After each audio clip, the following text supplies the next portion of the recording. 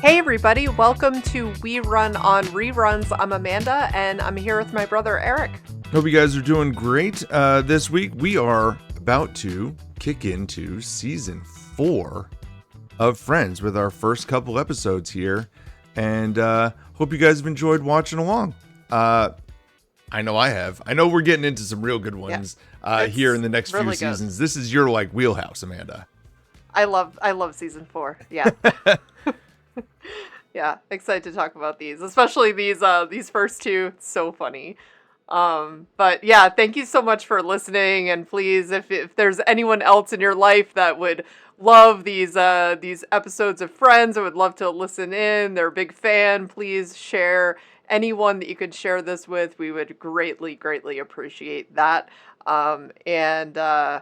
Yeah, so today, because we had left things with Friends on season 3 with Ross identifying a thing on his lower back that he wanted removed. Phoebe was dating 2 guys at once. Pete bought a ring, but not the one that Monica imagined. And Monica realized that they wanted different things, so they ended up breaking up.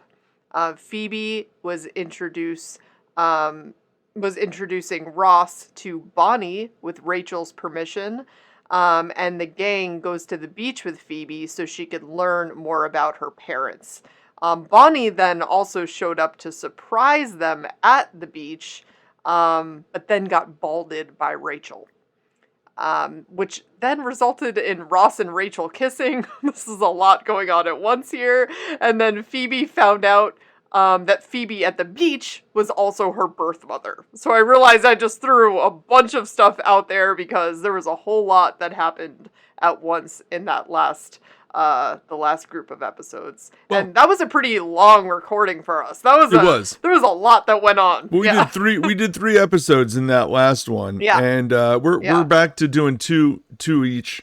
But that last episode specifically, that had gotten an 8.7, which was the highest in a while for Friends on the IMDb ratings. And it's not surprising. There were a lot of things that, went positively for there. And both you and I gave it also. I gave it an 8.8, you gave it an 8.7. We were spot on. That was a very highly rated episode just because of, I think, the amount of things going down. There was a lot going on in that episode. Yeah, and there was a lot of Phoebe stuff. I feel like I just named her 60 times in my little recap of what just happened, because there was a lot around Phoebe, which was cool. So she was kind of the center of those episodes. It's always good when they mix it up. In fact, there's an episode here coming up where I think I will mention that there's a distinct absence of Ross, which we don't typically see. He's usually a key character, and we'll get to that as we go. Yeah, for sure. And so this one, we're kicking off season 4, episode 1, the one with the jellyfish, right? Yes, the one with the jellyfish. And this is where Ross decides that he wants to try and get back together with Rachel, but he has to break up with Bonnie first. When he returns to Rachel, he is presented with a letter that he needs to read before they get back together, and it is 18 pages, front and back. Phoebe decides to walk out on her newly discovered birth mother, and Monica gets stung by a jellyfish and needs some help from Joey and Chandler to heal the sting. Now, after talking about Phoebe for so long in those last few episodes, this one is kind of very Phoebe absent, I feel like. Yeah. We see her early on, because they address all the cliffhangers right in a row. 1, 2, 3. And we get Phoebe and her birth mother just kind of having an argument, and Phoebe walks out the door and says, you know what? I'm going to walk out on you just like you walked out on me. And she leaves. Then she has to come back blindfolded because she doesn't want to see her again. But she does leave. And then we don't really get a whole lot more of Phoebe and that storyline throughout this episode, except for the mom coming to the coffee house at the end. Right. Where then they agree that they both like puppies and they both like pizza. And so that's what they bond over. So, yeah. And they're both hungry. And they're both hungry. So they can go out to lunch together. And I like how it's like Phoebe, you know, because Phoebe's mom, well, Phoebe, also said, listen, you came out here to see family Yeah. and to find more about your past, and I'm it, right? Like, I am family. And so, That's a you great know, selling point for I Phoebe's like birth that. mom. Yeah, and it's true. It's kind of like, listen, I realize that this is not what you had in mind at all, but here we are. And, you know, I think in that moment, Phoebe then realized, you know, our Phoebe realized that, well, I don't want to miss this opportunity, right? So they were willing to, listen, she understood the silliness of it all. Puppies, pizza, like who doesn't like these things? But we want to find something that we're going to connect on, and let's start there, Well, right? Like, I think that. she's been searching for family for now Yes. all of 3 seasons. And Yeah. now we enter into the 4th season and we do get this connection Yeah. with her actual mom. Even though she Yeah. didn't, you know, she wasn't an active mom in her life all these years, Yeah. but she was there. I do find it a little far-fetched, like we learned about, that she didn't even know, like Phoebe's birth mom, Phoebe, didn't know that Lily had passed away and I didn't know about the know. divorce. Like, this was a group of people that were at one point a couple, I know. and you Yeah. don't know anything about them anymore. Like, I found that Yeah. a little bit difficult to I believe, especially since yeah. you are giving them your children. Well, and we find out that Phoebe's dad in upcoming episodes didn't know either. That like no one apparently knew. I So I mean, think she had really closed herself off yeah. from everyone while she was struggling, because clearly she was. I mean, I really do appreciate the line at the beginning of this episode when Phoebe's mom, Phoebe, is like, you know, I was 18, don't you remember what that was like? And our Phoebe says, yeah, my mom had killed herself, my dad had run off, and I was living in a gremlin with a guy named Cindy who talked to his hand. So it's like, whenever Phoebe comes out with like these lines about her past, it's just like, oh yeah, no one's gonna compete with that. Okay. Nope. Nope. You win, That's, Phoebe. Fair enough. and she has this way of delivering these incredibly dark lines in a very humorous way. In a very It is. bubbly, floopy way, right? Oh my gosh. Yes. So it's like, I mean, yeah, what are you going to say about that when you're the birth mom and you find out that your child was homeless, struggling for the longest time, and you had no clue? You had no idea. It's awful. Yeah. Unbelievable. That being said, there's not a whole lot of Phoebe in this episode, so we No. pretty much hit it like from Yeah.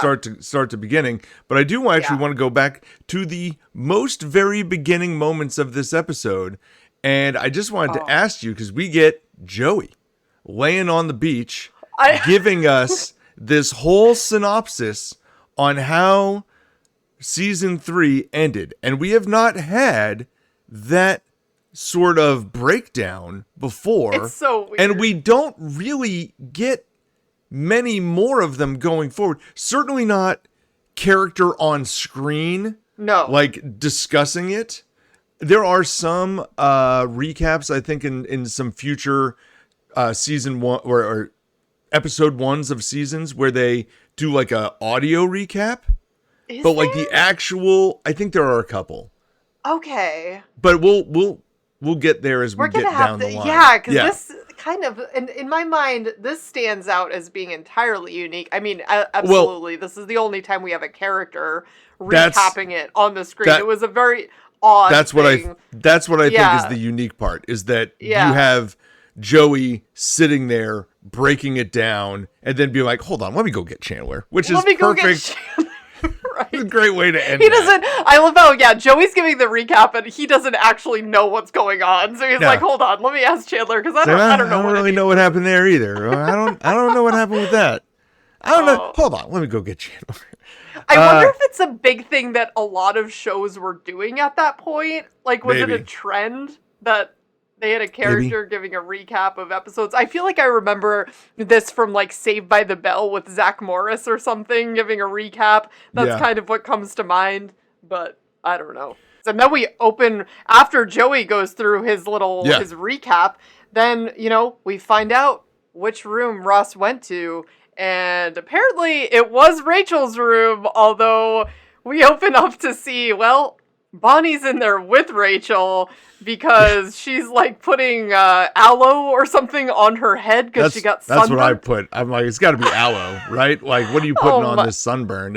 I guess clear. She felt obligated since she was the one who balded her that she would then care for her after. But I'm thinking, like, doesn't Bonnie find it weird that Ross went into Rachel's room then? And then also extra weird when Bonnie leaves Rachel's room and then Ross is like, I'm just going to hang out in here for a little while. Listen, let's not get too in the weeds here. That part always bothers me. It's like, why? The answer is yes. But I'm going to say, listen, no. Bonnie's like a free spirit, and she's always thinking of this, that, and the other thing, and I don't think she's worried about that sort of stuff. Well, but apparently, this breakup between Ross and Bonnie, which has to happen before Ross and Rachel can get together, takes a very long time for people who don't seem to have been dating for all that long. That bothers me more than anything else. Well, that's exactly what I'm saying. So, like, if she's so free-spirited that she's like, sure, hang out in Rachel's room, no big deal, then, like, why would their breakup take hours, and why would she be so upset? It doesn't make sense at all. They only dated for, like, 2, maybe 3 episodes? That's what I'm saying. And even when he was describing, oh yeah, she likes that, like when he's describing like part of their like sex life or something to Rachel, which is just, oh God, Ross, just also stop. Weird. Yeah, very weird. But it's like, why is he talking about it like they've been together for months? I don't know. It was definitely very strange. The timeline of how long we got to see Bonnie for and how long they were together for on screen does not connect. No, and I mean... It is implied that they were together for much longer. And I know that in Friends, we clearly are seeing snippets of shots and time passes in between, and sometimes we don't know how long that time is. Sometimes it's like a couple minutes. Sometimes it's weeks. And like we will go from like Thanksgiving to New Year's back-to-back episodes. True. Yeah. And then in episodes 25 and 1, yes, we see 3 seconds has passed. So it is a huge like window of time. And we never really saw just Ross and Bonnie alone. Like, we never saw them just interacting really as a couple when you think about it. So we don't really know as like as free the closest we got. Yeah. The closest we got to that was Monica and Rachel and Phoebe looking through the window at them at Central Park. No. That's it. That's the only moment where we saw them together, and we didn't actually get to hear anything that they said. And they were still in a public space. So I guess what I'm thinking is when Ross says it took him forever to break up with Bonnie, I'm just like, was she just totally free-spirited in front of everyone and out in public, and then one-on-one she was actually like a different person? Or this makes me just think totally differently of Bonnie and just make me wonder, what is Bonnie's deal? Like, who is Bonnie? But anyway, we're moving on. Well, you know what? We don't have to worry about who Bonnie is, because Bonnie's gone. As I like Bonnie a lot, but she's out. I like when Ross says, I didn't notice how long it had been until I noticed the 5 o'clock shadow on her head. And how they both chuckle to that. Oh my gosh. I feel like that part was almost a break in character. And they're both looking down. Whether it was or wasn't, it was funny perfect. That they both laughed at the joke. So with that, though, I will say this. We are obviously going to discuss this letter that Rachel hands to Ross, and it's 18 pages front and back. And it is 5:30 in the morning, right? Uh-huh. It is 5:30 in the morning. That's the time that is stated in the episode. Ross has just come back from this massive breakup. They have not slept yet. And Rachel hands him this document and says, if you could just agree to this, then we can move on. How he doesn't get the idea that, listen, then I'm going to go to bed first. Like, why do we have to read this right this second? I just don't understand that. I don't understand Rachel making that be the thing. I understand if you're going to say, hey, before we get to be a couple, you have to do this, but you don't have to be a couple right this moment. Go read this on your own after you've slept for 3 hours. So, get some sleep, Ross. Go get some sleep.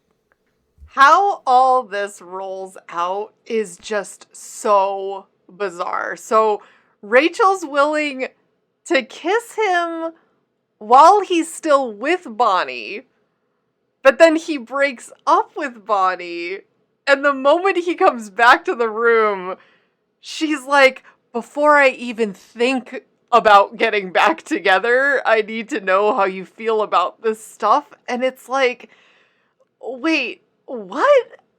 But you guys were already... I think you've already thought about it. You guys, right, like, you guys were already kissing, and now that he's come back to the room, you're gonna hold this over his head. It just felt very manipulative on Rachel's part. I felt like, I listen, I understand where she's coming from, because she wants, like, totally to, like, make sure that it's like, okay, we're actually on the same page here, and you understand how I'm feeling and all this stuff, right? But to then just, like, flip this switch, and because he goes into leans in to kiss her again, and she's like, I don't think so, and, like, leans back and just hands him the letter, and Ross is like, oh, thank you, I like mail. Love that line. Yeah. And, but, yeah, it's just, like, before we even think about getting back together, the way that she says that, it's like, dude, what are you doing here now? Now we're just playing games, and, it just, like, very cringy. I understand the perspective of all parties here. Mm-hmm. I get it. I do think Rachel's being manipulative by being the one who's like, no, we're not going to do anything now. I know we just did, but we're not. We're going to stop right now. And I get that, because you had, like, we're saying, maybe you had that moment and you realized, okay, maybe we all do want to be back together. Right. That's good. Now we have to, like, though, set some rules in play. That's fine. I'm here with all that. But I still think Ross should have been able to say, or Rachel should have been cool with, him taking a nap first. It is literally 5:30 in the morning. Yeah. He's not going to make any good decisions here anyway. I think if Ross... By the way, Rachel looks like she is just a spring chicken for 5:30 in the morning, having laid up all night waiting for this moment. I know. Like, Jennifer Aniston is always glowing. Yeah. She is unbelievable. Unbelievable. Ross looks disheveled coming back in. It's like... And he should have just admitted. Give this guy an opportunity to sleep. And, like, when she walks in and he's like, done, like, Ross, that's a mistake. That's a mistake. Exactly. He should have just admitted I fell asleep right there. And that's no one's fault. But then he does admit that later, and she's all mad at him because she fell asleep. Well, because then he lied about it again. Talking about. It's like, dude, well, I understand. Now you're kicking things off by starting out with a lie. Like, Ross, have you learned anything? No. The answer is zilch. Ross has not learned anything.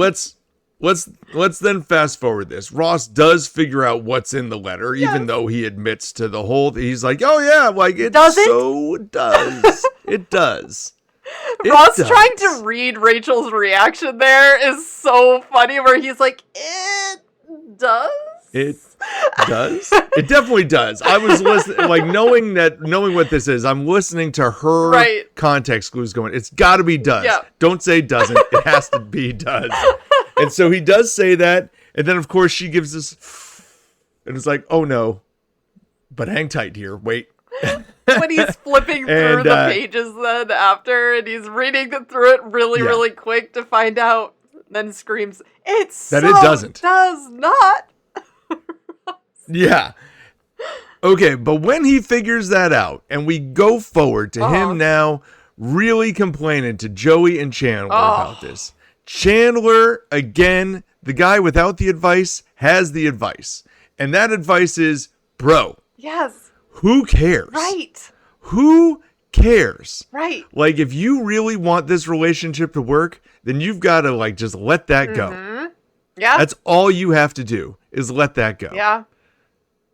And Ross, being Ross, is unwilling to let that go. He says that he will. He's like, all right, you guys are right, and but I just love that. But I love when he's like reading through it, and he's like at Central Perk with the guys, and he's just like, you have the first part where he's saying, we were on a break, and Chandler's like, oh my God, if you say that one more time, I'm gonna break up with you.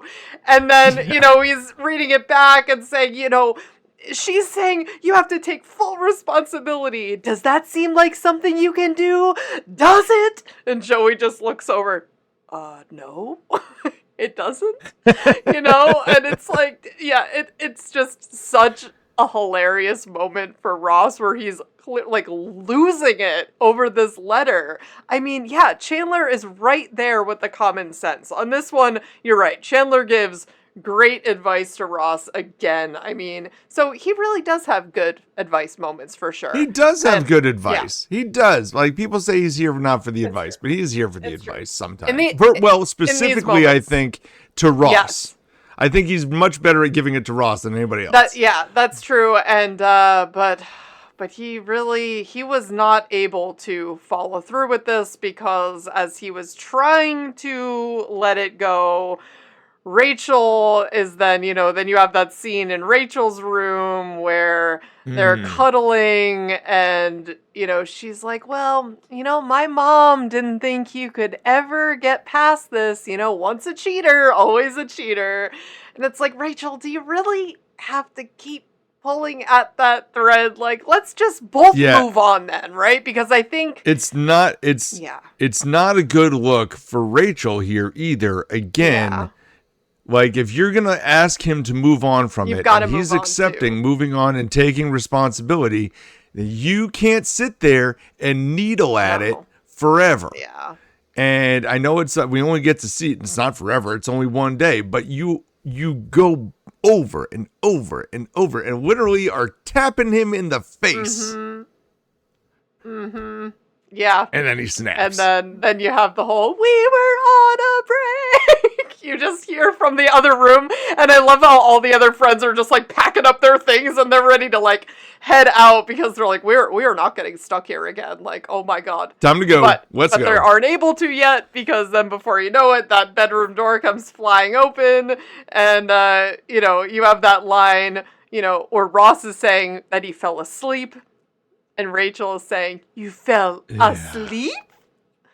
You rambled on for 18 pages, front and back. Yeah, that's such a great. It's such a good scene. And this is where, I was thinking about how I was going to describe this while I was watching this scene break down and even some parts of the next episode. But the idea of Ross and Rachel breaking up season 3 midway through, those following episodes are boring because they're mad at each other and they can't be around each other. The fallout of this breakup is very different because they can be around each other. They have no problem being around each other, but they're just going to take shots at each other all the time. And that is way funnier to watch Yeah. and far more enjoyable. So I'm here for these episodes all day. Yeah. Yeah. I love when Ross is like But this- fake crying. That part where he's like, Oh. fine by me. That's the best point ever, where she says, "We are so over." He's like, "Fine by me." Boom, out the door. Yeah. That is so good. Yeah. Because to me, that moment is also Ross punching back. He's not just taking it all Right. from Rachel anymore. He doesn't care. Well, Forget this. Now This he's is over. resolved to just, you know what? I am gonna just stick with this. We were on a break until, Yep. the bitter end, because this is done. Forget about it. She's saying, I feel bad about all the sleep that you're gonna be missing, wishing that you were with me. Don't worry, I still have your letter.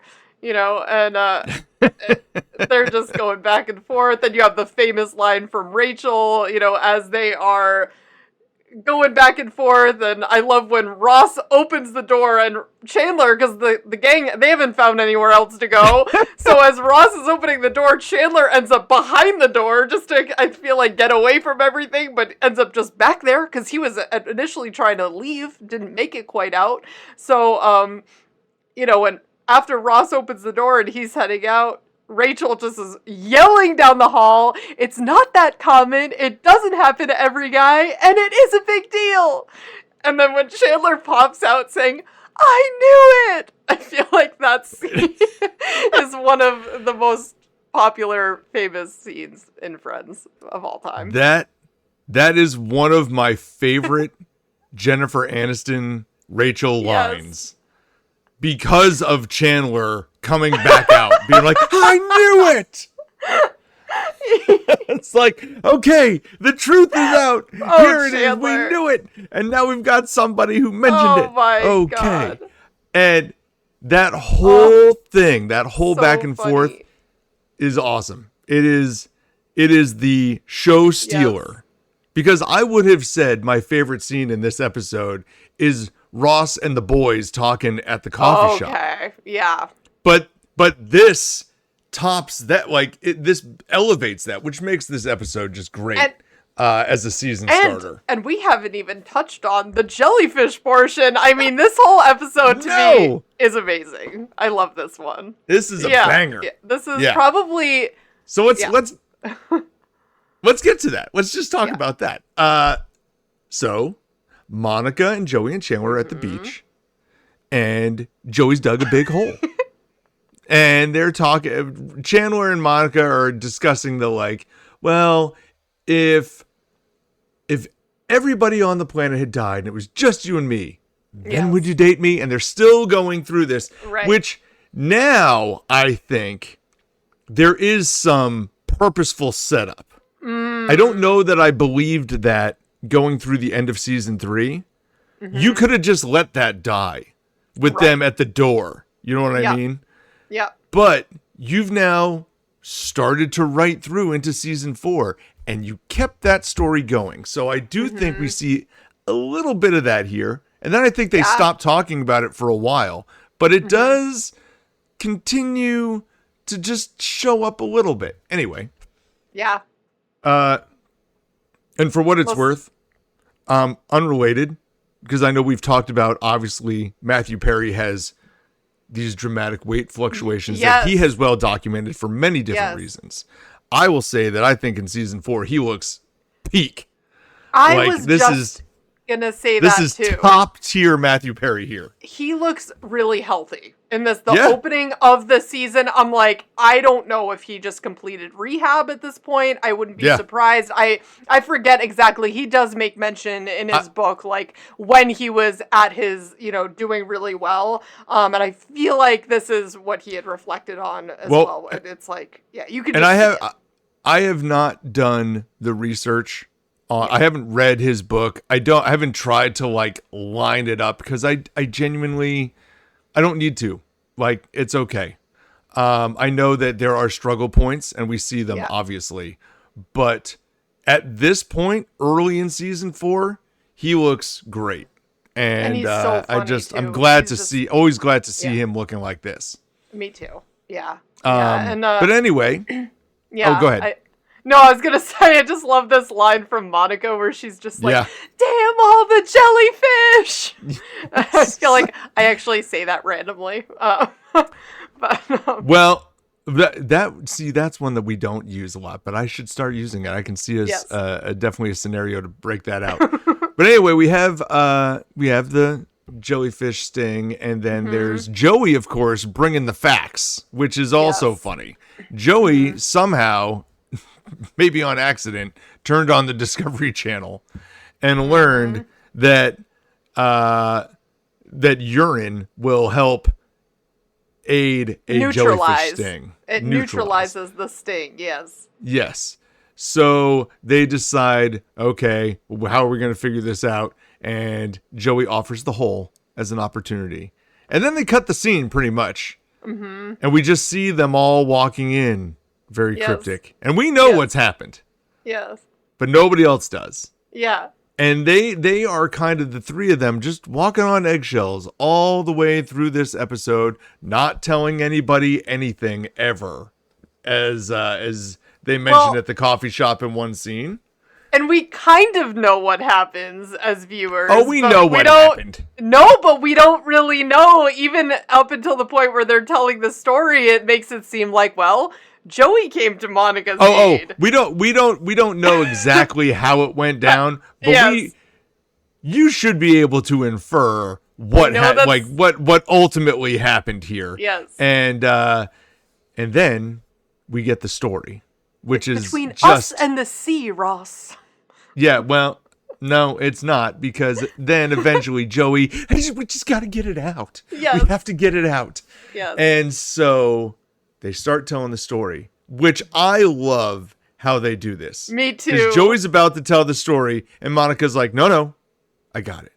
The way she then she pats him starts- on the stomach, too. Yeah. She's like, it's all right. She Joe. just stops him. It's like, what was it? I got stung by a jellyfish. I got I got stung bad. Yeah. And then she's doing this very dramatic Yes. walk through. And then Chandler follows her, continuing the narrative. And just the way they shot this scene and divided the lines, I thought was really almost feels dramatic like and funny. a staged theater presentation. You know what I mean? Yes. It just was very. Oh, it was like, it was good. Is this like a noir film? Right. Like, what is going on right now? Like, this is Right. very different. Just the way that they did it all. But I genuinely enjoyed it. And me too. the idea is that, well, Monica had to pee on herself. And Ross figures it out because Joey's like, well, then I saw this thing on the Discovery Channel. And Ross is like, oh, I saw that thing. They said that if you... Ew, you peed on yourself? And then the girls are like, ew. And Monica's like, you don't know. You don't We know. only walked from the pain. We were 2 miles away. And She couldn't yeah. get the angle right. So then we Couldn't have get the Joey angle right. saying, that's right. I stepped up. And if I had to, I'd pee on any one of you. And after that line, when Ross has the facial expression like, well, yeah, all right. Listen, if I was ever in a situation where I guess I required someone to pee on me and Joey's saying, hey, he'll pee on me, like, all right, Right. let's go with it. Like, that's a good friend. I guess Yes. suppose I need that in my life just in case. But he couldn't do it because he got the stage fright. So I turned to Chandler, and Chandler's just With head buried in his hands, Yes. screaming. He's like, what was it? I was trying to do it, but Joey kept screaming at me, do it now. Like, I still hear the screaming. Well, and Joey says, well, because sometimes in the middle of the night, he just screams it through the wall just to mess with him. Like, oh my God. which is a great end to that story Joey. because all of a sudden it turns it into a much more lighter Yes. situation. Yes. But but we learned that Chandler was the one. He did end up saving Monica in the end, which I guess maybe that's There you what go. bonded them, maybe that is the thing that bonded them. Who could tell? Yes. Oh my. But That is a great what episode. a great episode. Yeah, What a great so episode. Funny.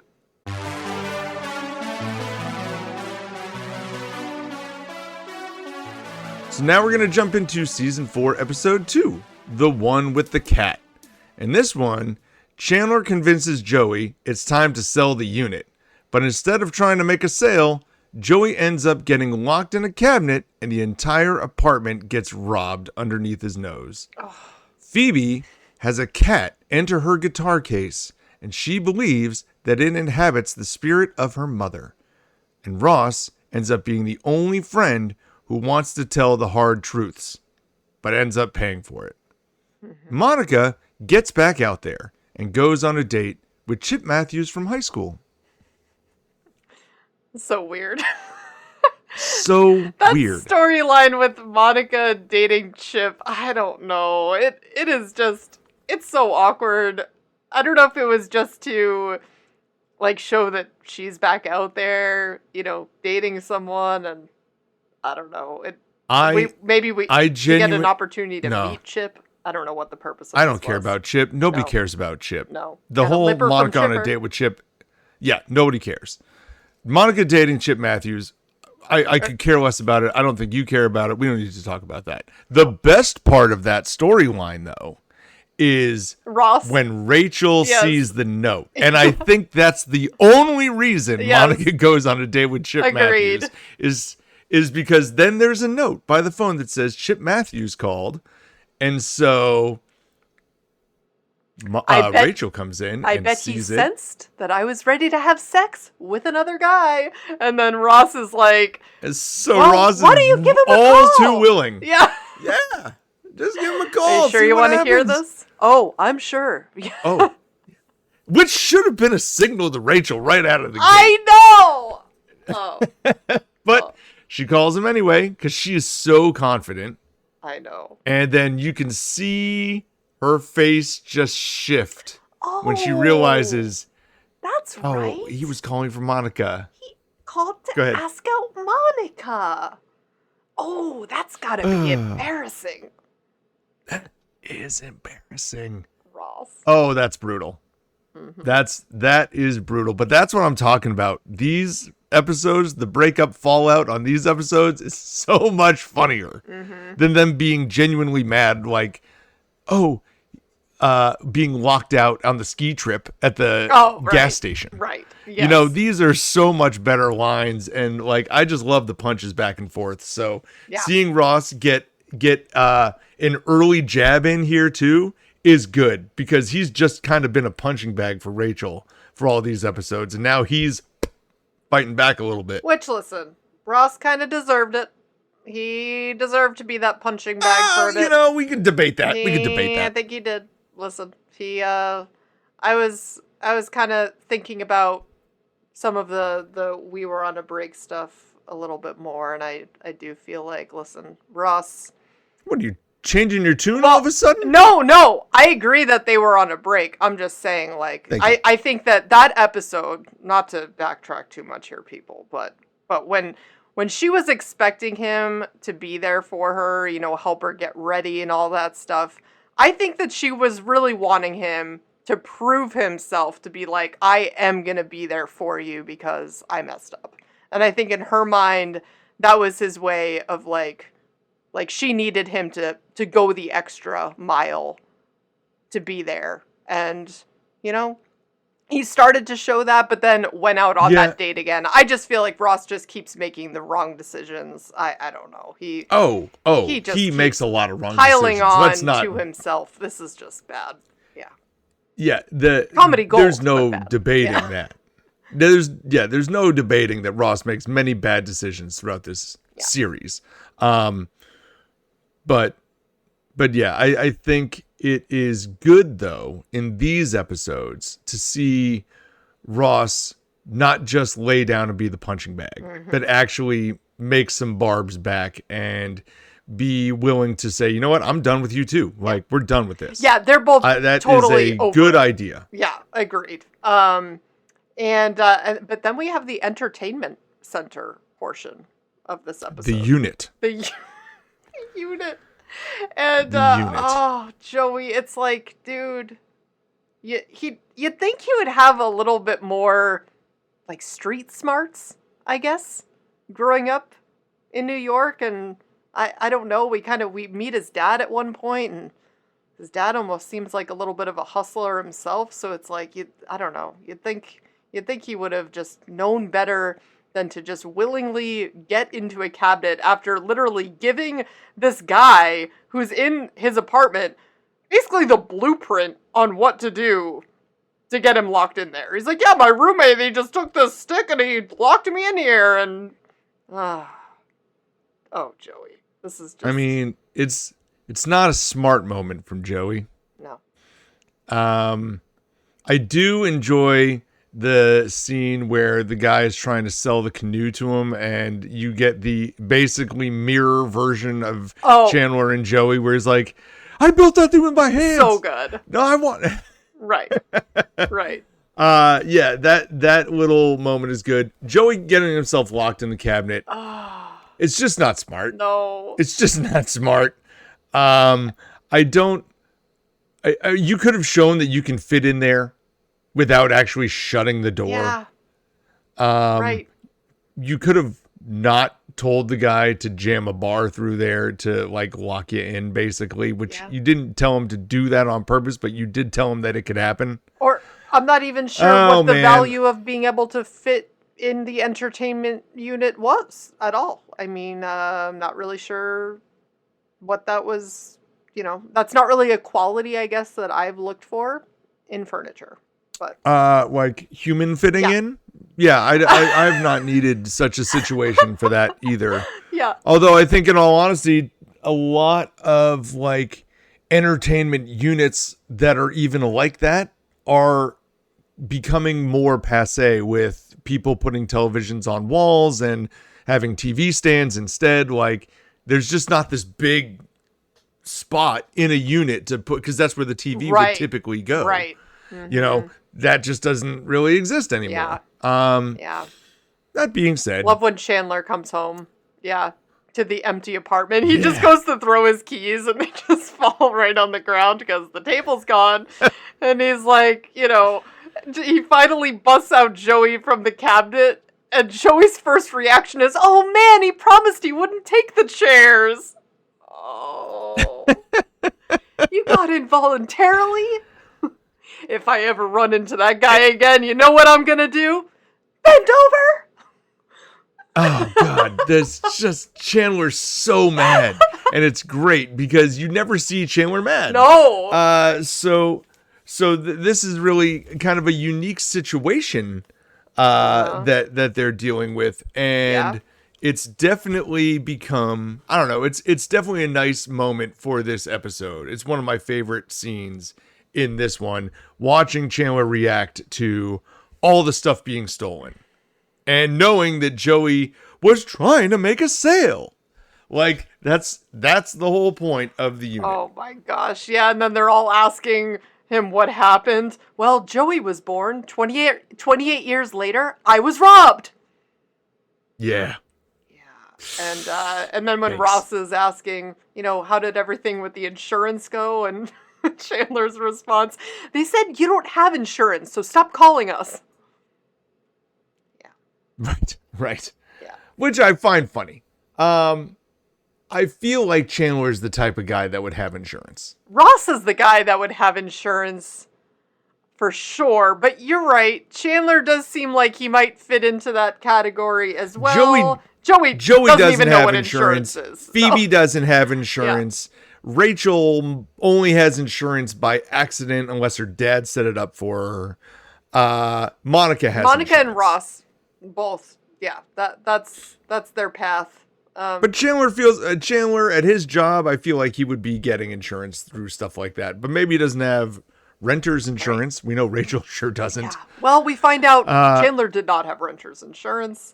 So they apparently have not. Apparently nothing, not. And I do like that, you know, then at the end, they end up with the canoe again too, right? Which is great. So apparently, I don't know how they got the canoe. They must have just bought it outright. Maybe they just called the guys back and they're like, you know what, we'll just take that off their hands because they had just wanted to. Yeah, we could use a canoe because it's got 2 seats in it. Right. Could we be any more white trash? Although I think that line comes up in the next episode. But yeah. That's technically the start of the next episode, but it is looking grim for the boys. Yeah. Now, what do you make? Because now we've done the unit and we've talked about Chip Matthews briefly. Yeah. This episode really though revolves around this whole Phoebe and the cat situation. I feel like that dominates this episode for the most. Yeah. There's probably the most scenes revolving around that. Yeah. Your take on this whole thing? So I think it's funny how they start this episode with Phoebe very angrily playing a song where she just ends it going, "Dumb, drunken bitch." And that's all you hear of the song, and she just kind of throws down her guitar, and it's like, okay, clearly Phoebe's going through something here. She has a rough spot. She's trying to wrap her mind around everything that's happened with her Phoebe mom at the beach, right? So her birth mom, she's struggling with that, and I think, you know, this cat, as we come to find out, really represents, you know, her trying to explain to her mom that she grew up with, who's no longer with us, why she is almost betraying her, I guess, in a sense, to be close with her birth mom. She's just going through all these conflicting feelings of guilt around that, which is like, is just so wild because it's like, Phoebe, you know, your mom, who you grew up with, like, put you in this situation. You know, it's like, don't feel guilty. If anything, she should, I think, have a lot of anger around just being kept in the dark, which is also maybe what all this is about too. It's like, she had no idea that any of this was, you know, her reality until just the other day. And so all of this is super fresh, and trying to wrap her mind around it, she's struggling a bit. I think there's just a lot of emotions going on here. Yeah. And I think it's justified that there should be a lot of emotions going on with Phoebe. Yeah. Whether or not you feel as though she should be okay moving away from Lily, because Lily, she basically, thank you. Yes. She basically left herself alone because, like, she put Phoebe on her own by killing herself. Whether you still recognize, though, that person is your mother. That's the person that you grew up with as mom. And now finding out about this person, and now you've been searching for family, and now you've found some family. A lot that's happening here. This mom, though, left you also. Right. Like, there's a lot going on, so it's not shocking to me that Phoebe is going through a lot of emotions. And that is not surprising to me.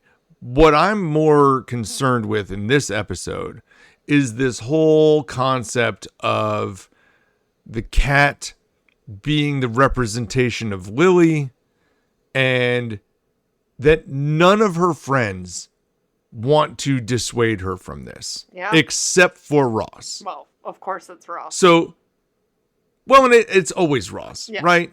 But, okay. Going back in time, I talked about how Phoebe was the friend that Rachel needed, because she gave her the hard truth. Like, hey, listen, are you Ross's friend? Then you need to be able to sit here and be okay with him going out with Bonnie.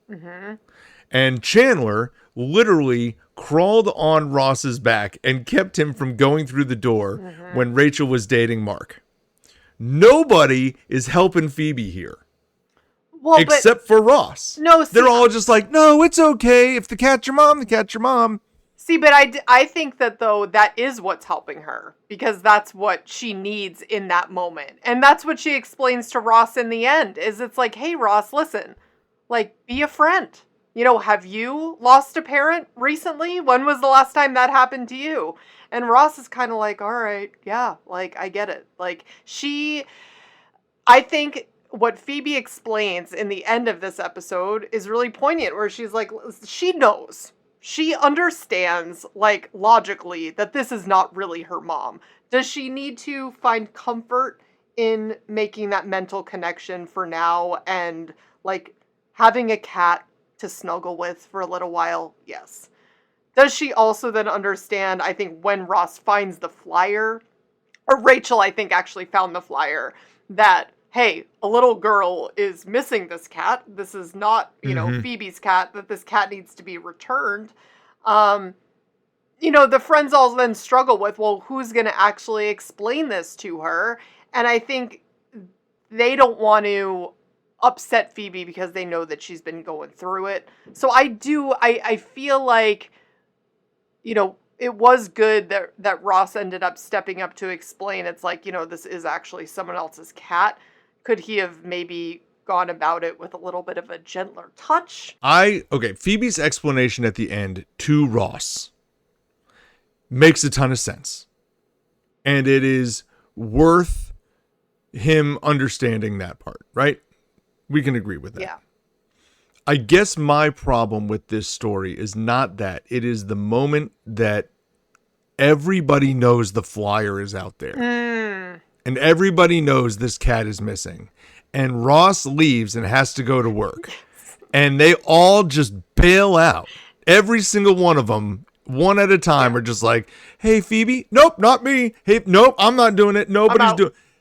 All of you needed to step up and be a friend and actually help this out. Now, we understand, and I'm fine with the understanding of Phoebe saying, listen, if you thought that this was your mom for a little, wouldn't you want to have that moment? I get that. Yeah. And I hear that, and I think Ross even hears that at the end of the episode.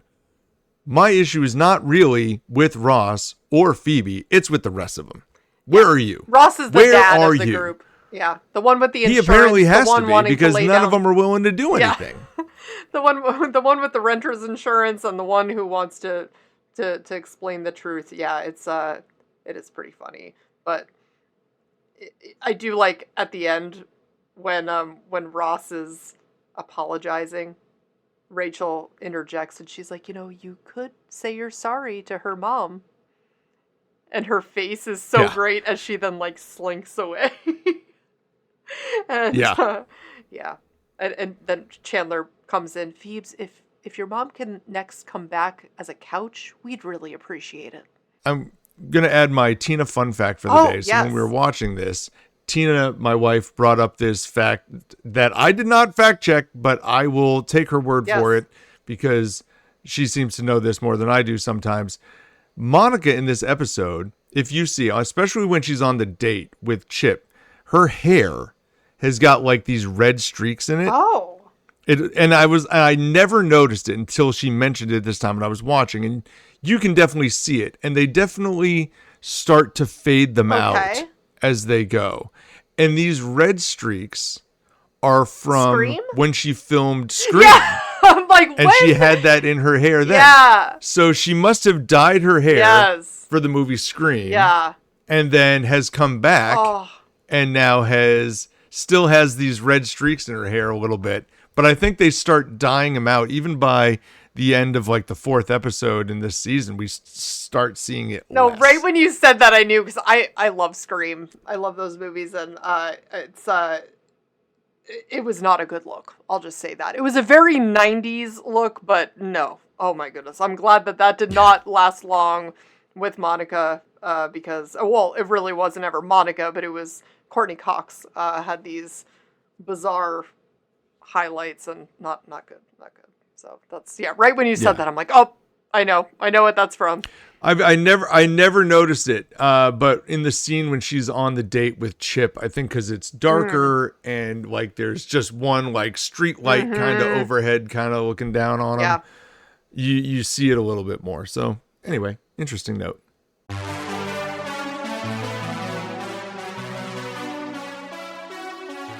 Now we're going to jump into our IMDb section of the episode. We are rating each Friends episode and trying to see where they fell on the IMDb rankings, which all of you could have or have already voted on. Just for a refresher, the end of season 3 was pretty rough. Like season 3 episodes 17 through 25, they were pretty low. The average on whole is an 8.9 for Friends across the entire series. We only saw 2 episodes get above an 8.2. So it was a pretty rough Well, go. rough for Friends. Rough for Friends. For right? Friends. Like, yeah. For Friends, yes. Yeah. But 8.7 was the high. That was the end of the season. That was the season finale.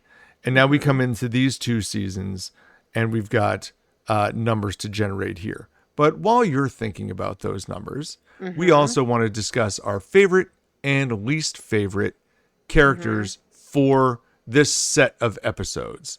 So, Yeah. Amanda, Yeah. you got somebody in mind for a favorite or least favorite?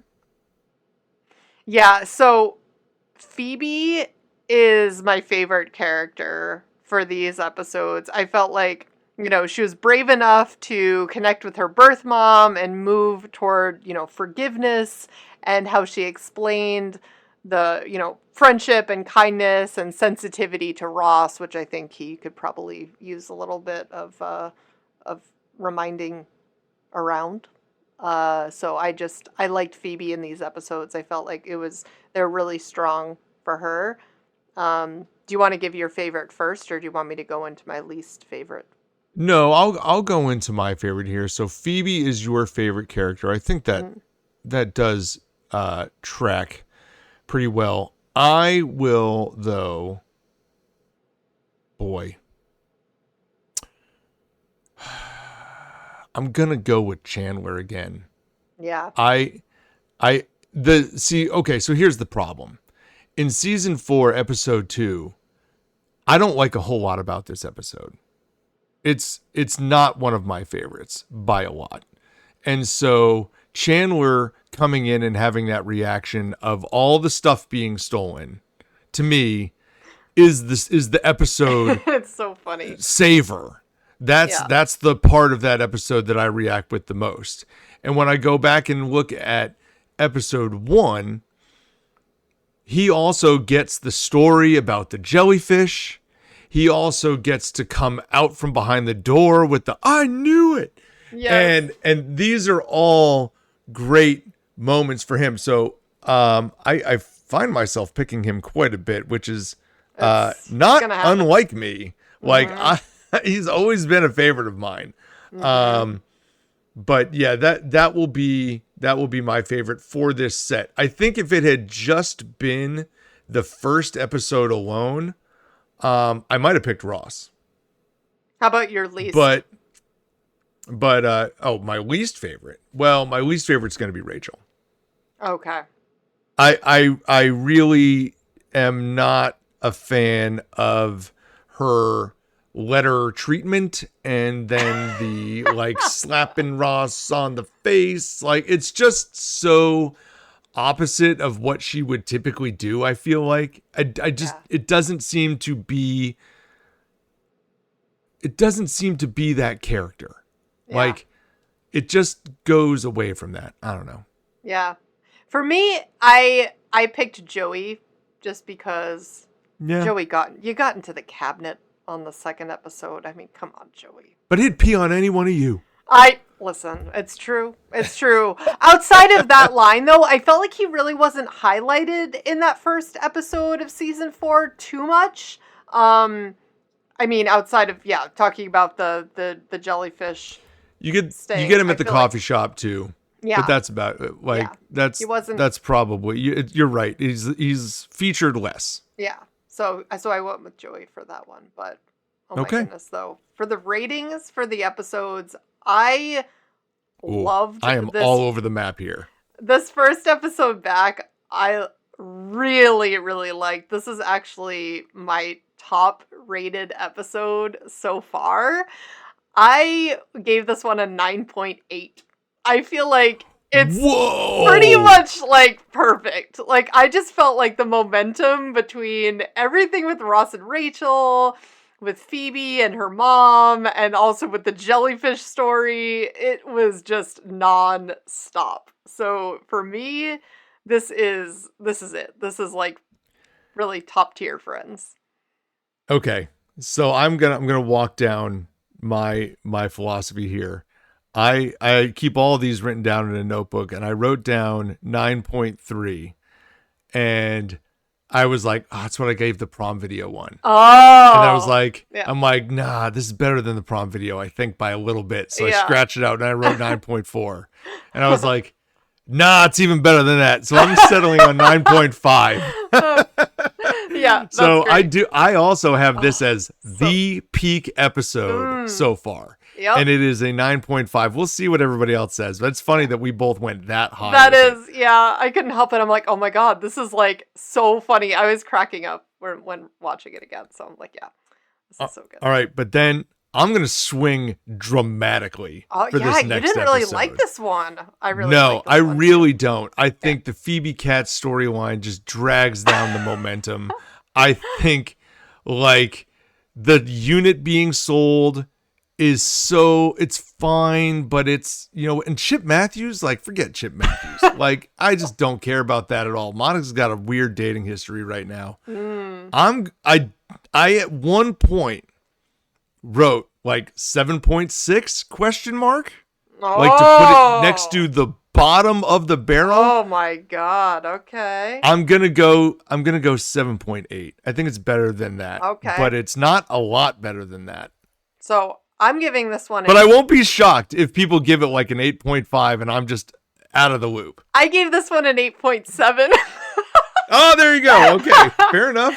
Because I mean, I get what you're saying, but I just find this one great. I love the entertainment center and them getting robbed, and that's just them going back and forth with like the mirror version of them just in like a alternate universe, them trying to sell their stuff or give away their stuff for free rather. And yeah, the exchange between Ross and Rachel about Chip Matthews calling is so funny. I mean, yeah, the whole with Monica actually out with Chip, who cares? But just the whole leading up to all of that part, and plus the line, "Wow, a lipper from Chipper." I don't know why, but I love that. So here's what else I think is going to happen. I think when Phoebe is the focal point of an episode, you are going to give it a much higher rating than I am. Maybe. I like Phoebe, but I like Phoebe as like the bounce off of character. I don't like her when like the episode goes around her. It's too off the chains for me. Oh my god. Well, let's see. Let's see what happens here. Okay. Episode 1. The one with the jellyfish. Hold on. What did you give that last one? I'm trying to write it down. 8.7? No. You gave the last one. The one with the jellyfish. The one with the cat. The one with the cat, I gave that an 8.7. Okay. So the one with the jellyfish, officially, which you gave a 9.8 and I gave a 9.5, on IMDb gets an 8.9. What?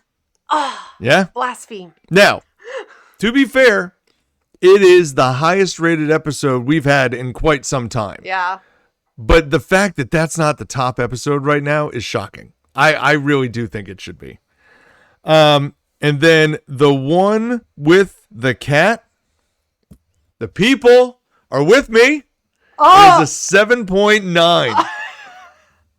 Yes! See, I think this season came out swinging for the fences. So I disagree, but yeah, that's great. That's funny. Listen, 8.9 is not a rating to That's true. To disregard. Well, no That's a kidding. very high rating. Yeah. That is the average rating on Friends.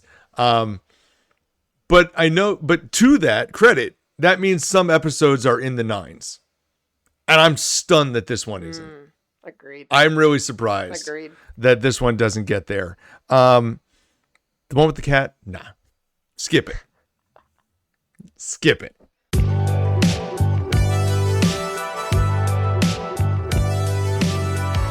Well, thank you so much for listening to the We Run on Reruns podcast. Please check us out on Instagram and TikTok and YouTube and subscribe and follow and do all the fun stuff that you're supposed to do there by clicking on the hearts and the arrows and all that fun stuff. We really appreciate it. Thank you so much for doing it so far. If you'd like to check out our website at werunonreruns.com, we would also appreciate that. And for Amanda, this is Eric. Enjoy watching Season 4, Episodes 3 and 4 this week. Happy rerunning, everybody. See you later, guys.